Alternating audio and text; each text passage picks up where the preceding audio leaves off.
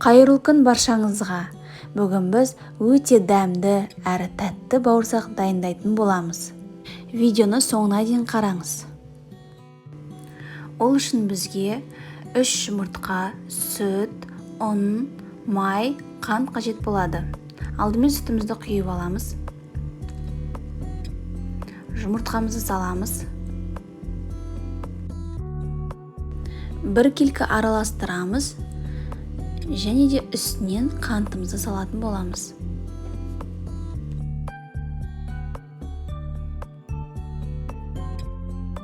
Майымыз міндетті түрде бөлме температурасында болуы қажет. Осылай бірнеше бөлікке бөліп аламыз. Ыдысымызға саламыз және жақсылап араластырамыз. Міндетті түрде осындай венчиктің көмегімен араластырыңыздар. Араластырып болғаннан соң жарты қасық сода қосамыз. Және ұнымызды салып, жұмсақ қамыр илейміз.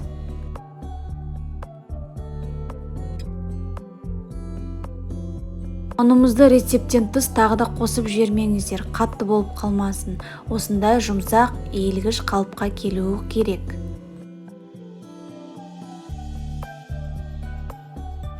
Қамырымыз осындай болды. Оны салафанға салып 15-20 минут қойып қоямыз. Қамырымыз 20 минут тұрды. Оны салафаннан аламыз, ұн сеуіп отырып, бірнеше бөліктерге бөліп аламыз.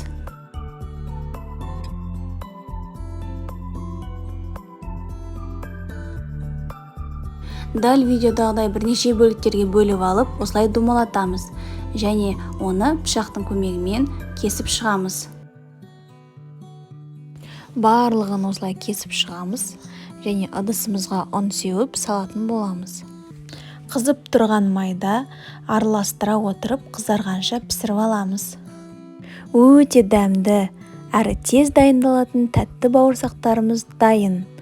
Жасап көріңіздер, өкінбейсіздер, әсіресе балаларға қатты ұнайды. Сіздермен болған қымбат. Менің каналыма тіркеліп, лайк басып, комментарий жазуды ұмытпаңыздар.